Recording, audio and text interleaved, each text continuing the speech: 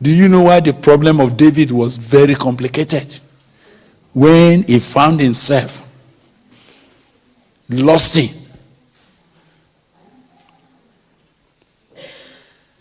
Some of you will think that it was the day he slept with Bathsheba that his problem started. No.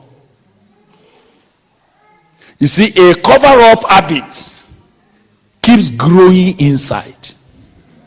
What some of you don't know is, can I tell you what you don't know?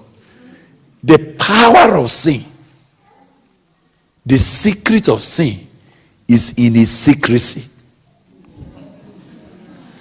Sin is only powerful as long as you keep it secret. The day you want to break the power of sin, break the secrecy, expose it, suddenly you will find that that sin has no more power over you. But the first thing that sin begs for, whenever it comes to your life, it begs for you to make it secret. Are you hearing me?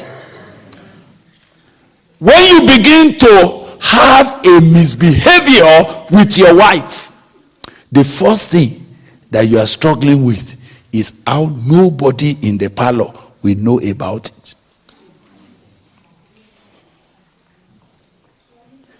Are we together? The moment your affection begins to run wild towards a strange girl, maybe your church secretary, it may be somebody in the office, it may be a student that you are teaching. When your heart begins to go strangely to that, the first thing that sin begs you for is how to make it how secret. So you know what happens? That girl is this side, is on this side. When you tell your wife where you are going, you will tell your wife, I'm going here. And you may actually start so that your wife will think you are going there. And you will face this direction.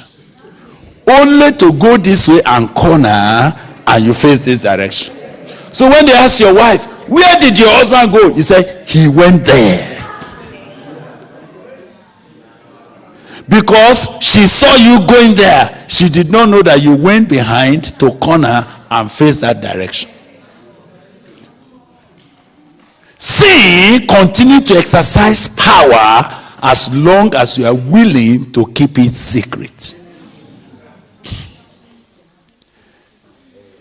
That's why you cannot overcome sin until you are ready to uncover it. Listen to me. Many people have become corroded in their lives simply because they agree to cover up a sinful behavior. Do you know what sin does? When it's begging you to keep it secret, it will threaten you with shame. He said, if you open up now, people will disgrace you. You don't know that the truth is that whether you cover up sin or you open it, sin actually brings you disgrace. The Bible says righteousness exalts a nation, but sin brings what? Reproach. Another word for reproach is what? Disgrace. There is no man who can continue in sin and be in grace.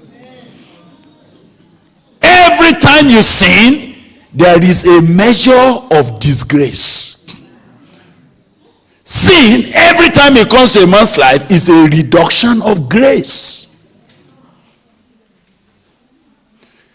Grace teaches us to say no to sin. But when sin overcomes you, grace is reduced. But when does grace abound? Grace abound to a sinner who is willing, who is humble enough to open up. So the first step, the first principle of personal restoration and revival is behold. Readiness to say, Lord, look at me. Look at me.